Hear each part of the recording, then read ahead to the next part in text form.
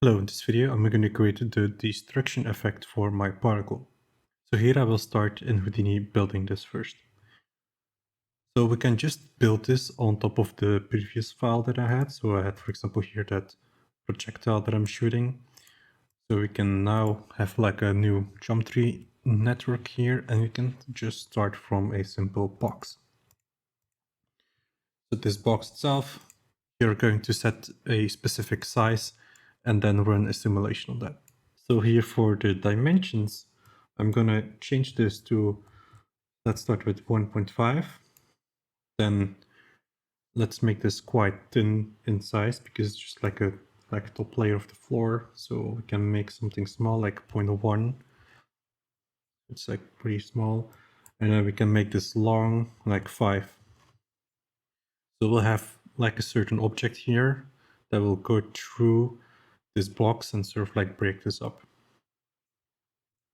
Another thing I can do here is also do a match size node, and this node I'm gonna basically use this to center the box here in my world. So I can say, for example, minimum, and then we can see that it's perfectly aligning here on my grid.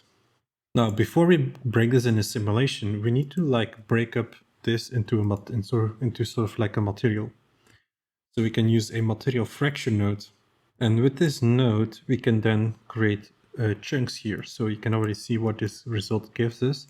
So we can see that this will break up the mesh in different parts. We probably want more than these pieces, because for example here we have like a large piece, so we will move the whole piece away, which is quite large. So here to increase this, we can go here to the amount of scattering points, and let's set this to 200. And we can already see that this is creating a way more of these chunks. Now, furthermore, I want this to actually be more like evenly spread out on the surface.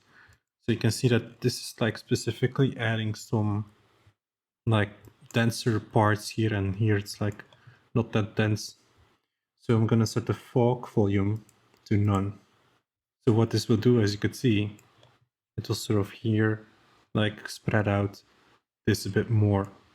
And at this point we can already make a simulation if we want to. So I'm gonna use one node that will take care of most of the simulation, and it is called a bullet solver. So we have the rigid body bullet solver node. So this is basically a node that holds a lot of different settings, so we don't have to like set up node networks to do simulation. So here our first input is our geometry, which of course is here from our fractured material. We can also decide to here use constraints and other things, but let's keep it simple and just use here this geometry. So now if we would press play, we will just see this falling down. So in here, we have an option to actually add a ground. So we're going to go here to our ground, and we can add a normal ground plane. So as you can see, it will add this construction. So if I press play now, it's not falling anymore, it's just like laying on the ground. You can already see a little bit here, like the pieces are falling because I don't have any constraints, so they just like start falling on each other. Now next step, I want to like break up this floor in the middle, so it like has cracks or something like this. So what I can do for that is, for example, grab a tube, and I'm gonna make the tube smaller, like so. Maybe rotate this even. And I'm gonna position it here. I'm also gonna convert this to normal polygon and closing the caps. And we can also do a bevel here. And we can just go in the bevel options, we can go to exclusions and ignore flatten edges and increase this. So we're only beveling this part here. And we can do it like this. So now I have this set, and I want to move this forward, and we can do that by placing here transform. I might gonna mark this as a red node because this will hold some animation over time. You can also like set the pivot point here correctly if you want to. Like I can see I've moved up here. Let's make this 3.5. So I can copy this value in a pivot if you want that. So now let's set a keyframe for this to like animate and move. So we need to move this in the Z-axis. To quickly set keyframes, we are going to Alt left click and it should appear green. You can always right click and say keyframe and then set keyframe. So it's Alt left mouse button. So on frame 1, it starts here. And for example, we can continue until, for example, frame 100. So here, frame 100. And we can make this come all the way up here. So we're gonna, again, Alt click. And then we have a simple animation here. So you can see if I select this node, we can see here the two keyframes for how this will move. Now overall I don't need that many frames, so I'm gonna halve this out, so 120 will be good enough. You can even go lower if you want to. So it's just like moving like this. With this setup, I want to use this here in the collision. So this is a collision geometry that will then break up that shape. Let's see how the simulation looks. We can also reset simulation here at the top. Let's press play. And what we see is that nothing is happening. So my tube here is not moving. While if I would look here at my transform, it is moving. The reason for that is because there is an option in collisions that we need to change. So here we need to change this from create animated static objects to create a deforming static objects. So this will now work. So if I now would play this, I can see my tube moving and it's now breaking up that shape and going through the ground and breaking up this whole thing. Now maybe for like temporary working, we can always go back to the material and lower this a bit. So if you want to quickly view what's going on, we can always go back and lower some here of the destruction amounts used. So this will go faster. Chunks are of course bigger, but it's also like again renders way faster. Now next up here is I don't need everything to break. I only like need the middle to break here. So what I'd like to do is to use a attribute called active. So when a certain piece here, so for example this piece here on the side doesn't need to be simulated, I say active is on 0, so it doesn't simulate, so it's not active on the simulation. So the way that I like to do this is by creating a assemble node. And in here we're going to create pack geometry. So pack geometry, basically we are packing all the geometry into single points here. So this allows us to easily make a group selection. So let's place a group here. And with this group, we can then now use the bounding box region. So enable bounding box, and everything in the bounding box is now selected. Now I'm also going to change this to actually points, of course, since I'm working with like this pack geometry. And I'm going to just stretch out this box like so. And everything that is now this green color will be activated in the simulation. So we can even make this a bit thinner. So only these pieces are activated in the simulation. We can also give this group a proper name, like active points. And to finish this off, like I mentioned before, we need to create an attribute. And in here, we're going to save out a value called active. And this value here by default has value 1. So here again, we only need to have value 1 when we are in the group here. So at the top here, let's go to groups and add our active points here. So this can be connected then over here. And let's press play now or reset simulation. You can already see that this is working by default. So it's by default already looking at active. So we're not influencing here these other chunks next to it.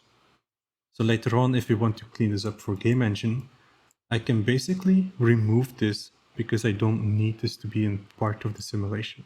So one more thing that I want to mention with this active attribute, if we, for example, look here at the bullet object here, we can see that active is here by default added. So sometimes if you would be using this in other systems and other networks, you have to double check if active attribute, if we are currently looking and overwriting the active attribute. With that done, we can use a lab tools called cleanup destruction. So we can use this, plug this in over here, and it will be able to clean up some of the destruction. Now we can also do visualize chunks.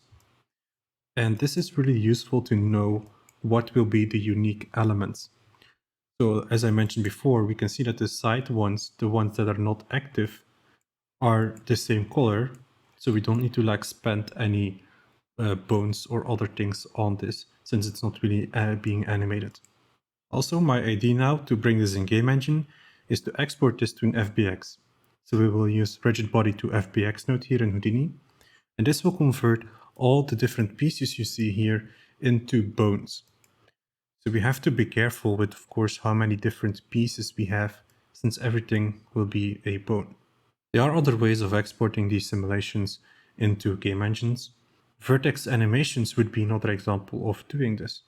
I just want you to know that there are definitely other ways of doing this as well to bring certain simulations in from Houdini into game engine, but here I'm going to just use a FBX with animation. So with the setup, what we basically can do is we can select this geometry and press delete, and we automatically gonna blast that away. So the only thing we have here are these active. So I still think that we have quite a lot of them. Like we, for example, here, like we have a lot of these little chunks here and there.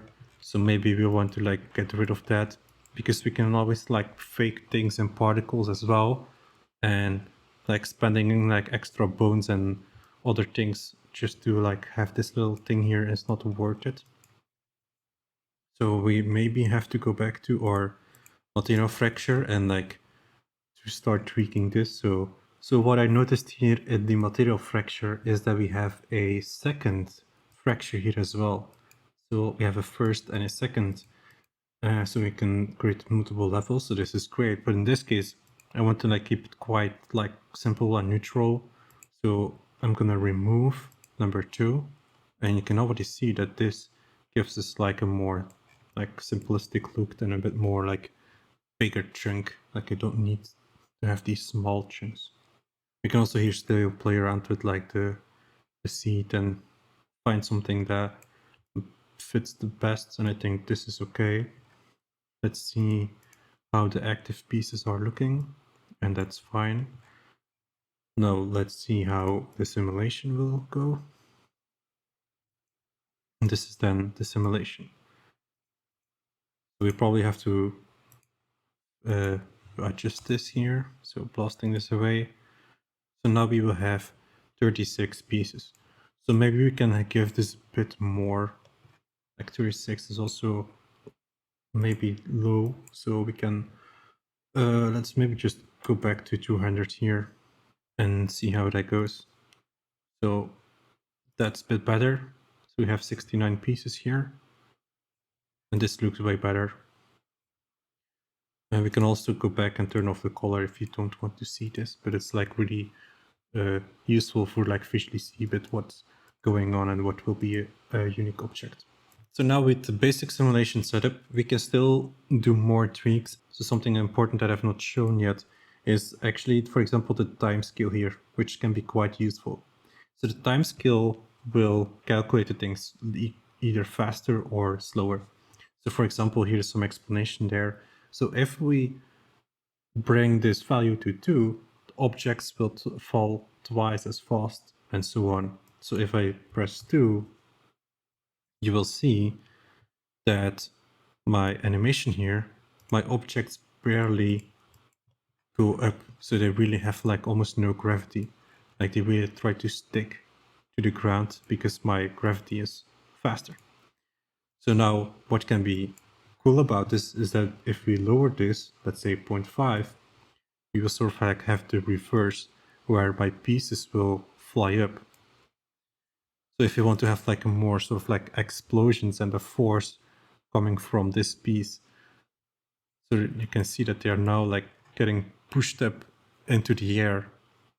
So that can also be interesting to play around with this value if you want pieces to be like flying around or you want them to stick to the surface.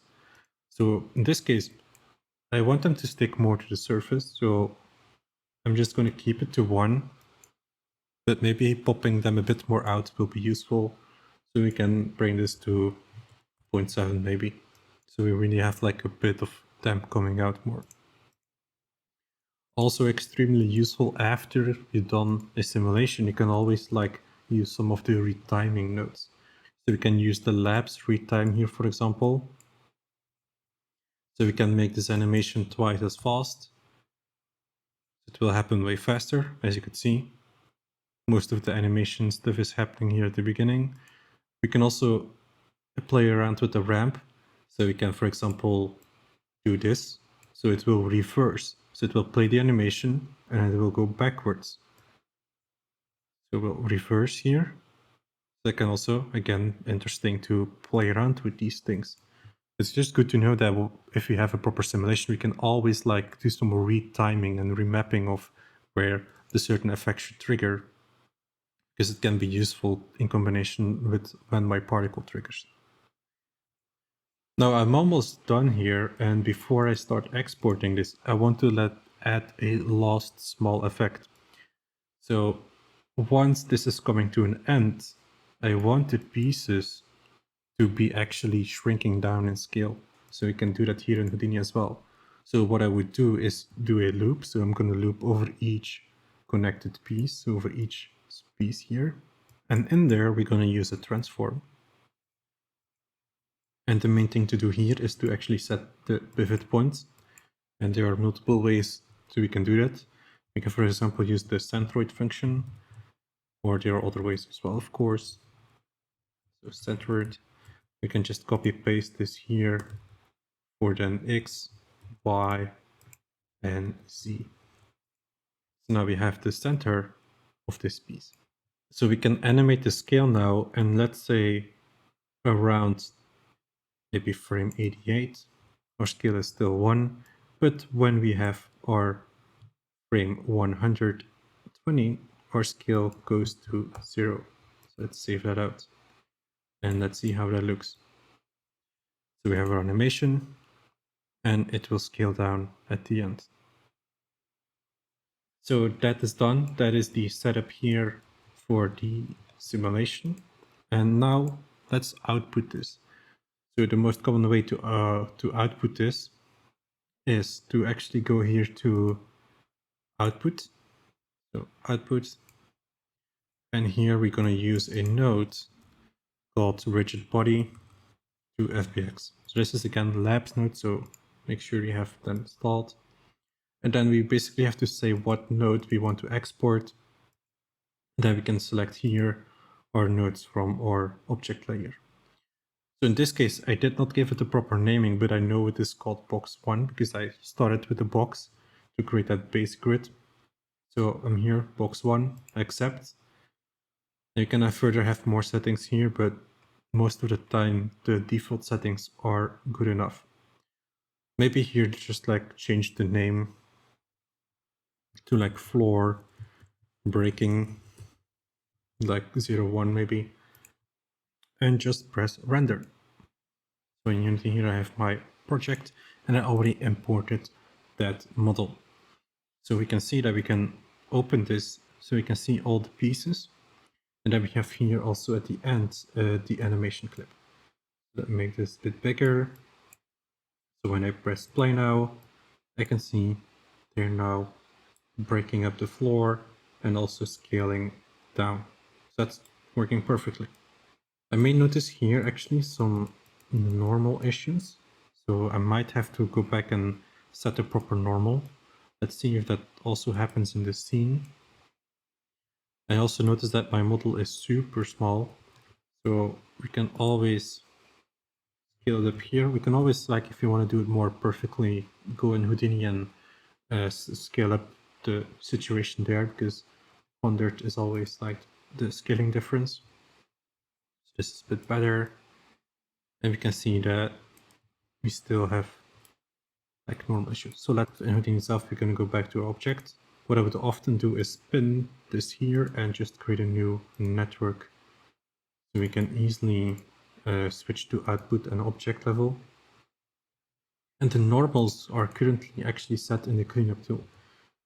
So here the cleanup tool, we can here override the normals. So we can actually see the same issue happening here in Houdini as in Unity. And if we enable this here, we can then play around with our normals. So in this case, I have to lower the angle so you have like a better normal value. That's good enough for me. That looks nice. So again, make sure I'm selecting the output here, going back to this node and just press render. Now here I replaced and re-imported the model, and we can see that we now have no normal issues. So it would perfectly blend in here with my ground. If I would give it like the same material, it will perfectly blend in here. So currently this also doesn't have any animations, which I will take care of in the next video, which will bring everything together. But now, before I finish off this video, there is one more thing that I wanted to show you, and that is how to create this line here in the middle. So we can also create this here starting from Houdini. So basically what I did here to break this down is I took a shot from this piece. So it's an accurate, so this is an accurate piece of where my fracturing and damage will be. So here in Substance Designer, I bring in that texture. So this is the exact same result. Then I'm just gonna do a level to bring this into a black and white value. And from there, what is interesting to do is to use, for example, here the bevel node, which will create these interesting shapes here. And I will use this in a gradient here. So I have like this nice orange color that we will have. And what I decided to do is to combine everything in a mask. So we'll combine different masks together. So my first mask here, so the red channel, this can be used as opacity. So this is where the effect is happening. Then my green channel has this bevel information, so we can color this if we want to. Then I also save out a gradient in here. And this can then be useful to like fade in the effect. And alpha is basically nothing here. So this is then what I export as output. We will have then control and game engine and material furthermore. Also here we can also export out a normal map. If you want to give this some more depth, we can do a normal map as well. So as you would see right here, this is then the effect that I have. So the lightning comes from that bevel effect. So I just color that here based on the mask. So the next video, I will show you more of bringing this all together. So now we have the particle, the simulation, and some other textures here that we can use to bring this together. So that was it for this video. Was focusing on creating the simulation and bringing it into game engine. So I hope you enjoyed this video and thank you for watching.